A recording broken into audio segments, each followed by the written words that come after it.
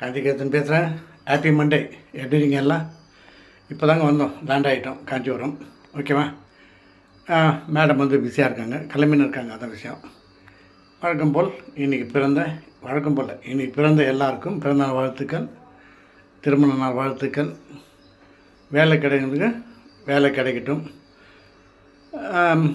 என்னுடைய இது வந்து கல்யாணம் வரனுக்கு நல்ல வரணும் அமையட்டும். அதான் விஷயம். ஓகேவா?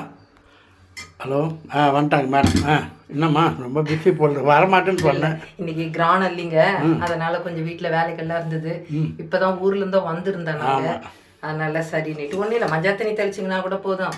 அந்த காலம் மாதிரில ரொம்ப ஓவர் எஃபெக்ட் எல்லாம் கிடையாது. சும்மா வீட்டில் மஞ்சள் தண்ணி தெளிச்சிங்க, அவ்வளோதான் முடிஞ்சுது. இன்னைக்கு வந்து எங்கள் வீட்டில் பாருங்க, கத்திரிக்காய் முள்ளாங்கி நெத்திலி போட்டு முட்டை காரக்குழம்பு மாதிரி வச்சுட்டு அதில் முட்டை வேக வச்சு போட்டேங்க நான். அதுக்கப்புறம் இங்கே மிளகு ரசம், அவ்வளோதான். இட்லி தக்காளி தொக்கு எங்கள் பொண்ணு செய்து கொடுத்தாங்க, சாப்பிட்டுட்டோம். பசி ஏன்னா வரும்போது டைம் ஆயிடுச்சு.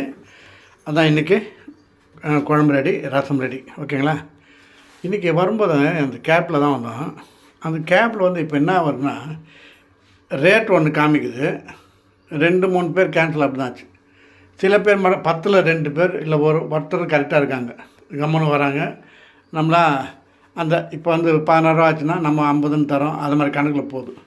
ஒவ்வொருத்தர் வாங்கிட்டே கேட்குறாங்க.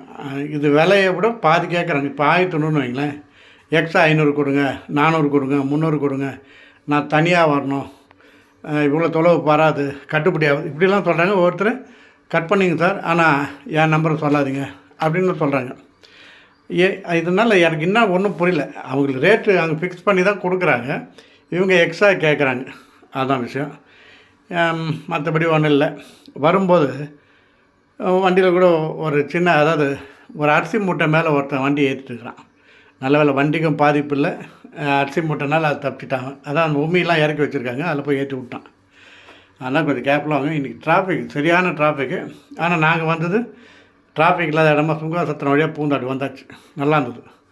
ஓகேங்களா? மீண்டும் சந்திப்போம்.